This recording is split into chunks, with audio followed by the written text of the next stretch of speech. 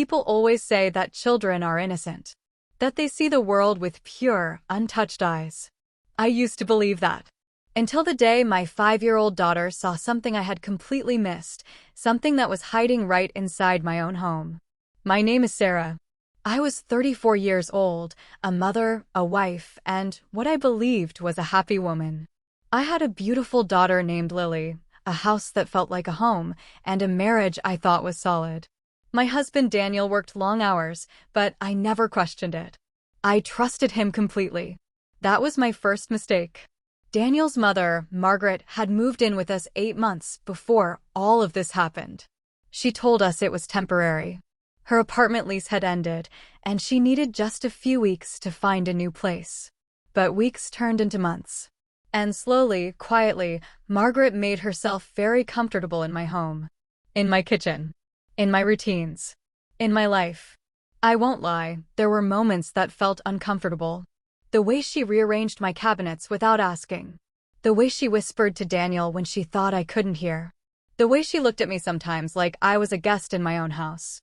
But I told myself I was overthinking it. I told myself she was just an older woman set in her ways. I told myself to be patient. I was too patient. It was a Tuesday afternoon. Lily and I had come home early from the park. She had scraped her knee and wanted a bandage and her favorite cartoon. I carried her through the front door quietly, whispering to her so we wouldn't wake Margaret, who I assumed was napping. We moved down the hallway slowly. And that's when Lily grabbed my sleeve. She pressed one tiny finger to her lips. "Shoo, Mommy. Don't move." Her voice was barely a whisper. But her eyes, her big brown eyes, were wide and serious in a way that no 5-year-old's eyes should ever be. I stopped breathing. She pointed toward the half-open door of my bedroom. And I heard it. 2 voices. One was Margaret's. Low, careful, deliberate. The other one made my blood run cold. It was Daniel. He wasn't supposed to be home for another 4 hours. I stood there in that hallway, my daughter's small hand gripping mine, and something deep inside me already knew. Before I even took another step. Before I even heard another word. Some truths don't need to be explained. They just land in your chest like a stone, heavy and final. I bent down slowly. I looked through the gap in that door. And I froze. What I saw wasn't what I expected. And somehow, that made it worse. Daniel and Margaret were not arguing. They were not having a casual conversation. They were sitting side by side on my bed, with documents spread between them. Papers. Official-looking papers. And Daniel's laptop was open, showing numbers. Bank numbers. Account numbers. I recognized our joint account on that screen. Margaret was pointing at something, her voice low and firm. "She doesn't need to know yet. Just move it before the end of the month. By the time she realizes, it'll already be done." Daniel nodded. He didn't hesitate. He didn't pause. He just nodded like they had rehearsed this. Like this was not the first time they had spoken these words. My legs stopped working. I had imagined many terrible things in that split second before I looked. But this quiet, calculated, cold betrayal was something I had never prepared for. My husband and his mother were moving money out of our joint account. Planning something. Something they had been hiding from me for God knows how long. I pulled Lily gently back down the hallway. I sat her on the couch, turned on her cartoon, and kissed her forehead. My hands were shaking. My heart was shattering, not loudly, not dramatically, but in that slow, silent way that is somehow the most painful of all. I went to the bathroom. I locked the door. I sat on the cold floor and I let myself cry for exactly 3 minutes. Then I stood up, washed my face, and made a decision. I was not going to fall apart. I was not going to scream or confront them in that moment. Because that's what they would have expected. That's what they were counting on, an emotional reaction they could dismiss, minimize, or turn around on me. Instead, I picked up my phone and called my sister. Then I called my lawyer. Over the next 2 weeks, I became very quiet, very calm, very observant. I smiled at dinner. I asked Margaret how her day was. I kissed Daniel goodnight. And Ev. Every single day, I gathered evidence. Screenshots. Statements. Transfers. Dates. I found out that Margaret had never planned to leave. She had convinced Daniel slowly, over months, that I was irresponsible with money, that I couldn't be trusted, that he needed to protect his assets. She had poisoned him so gradually that he didn't even see it happening.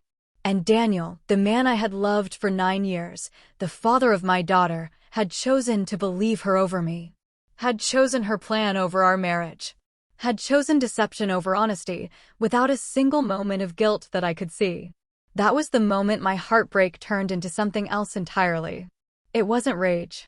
It wasn't hatred. It was clarity.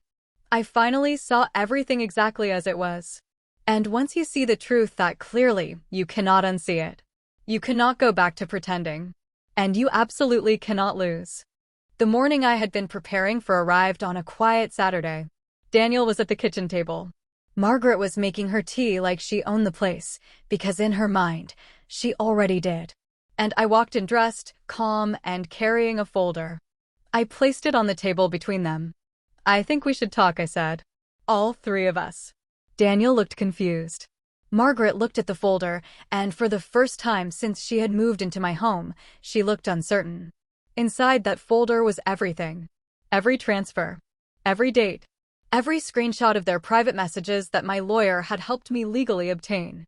Every document that proved what they had been planning behind my back for months. I didn't raise my voice. I didn't cry. I simply laid out the truth, piece by piece, like cards on a table. Daniel's face went pale.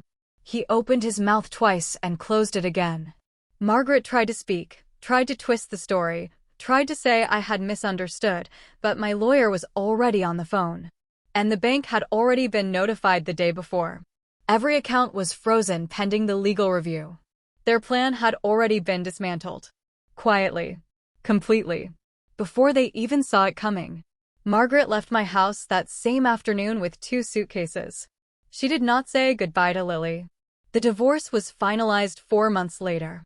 The financial settlement was fair, more than fair, because the evidence I had gathered ensured that. Daniel lost far more than he ever would have gained from their little scheme. And Margaret, who had spent 8 months trying to claim my life, walked away with nothing that belonged to me. I won't pretend it didn't hurt. Rebuilding after a betrayal like that is not a quick or painless thing. There were nights I cried. Nights I questioned everything. Nights I sat in the hallway outside Lily's room just listening to her breathe, reminding myself what I was fighting for. But here is what I know now on the other side of all of it. The people who underestimate you, who see your kindness as weakness, your patience as ignorance, your silence as defeat, are always the most shocked when you rise. I didn't need to scream to be heard. I didn't need to beg to be valued. I just needed to see clearly. And act accordingly. My daughter whispered, "Don't move," that afternoon in the hallway. But she was wrong about one thing. Moving was exactly what saved us both. Speech balloon, and to every woman watching this, if something in your home doesn't feel right, trust that feeling. Your peace is worth protecting. Always.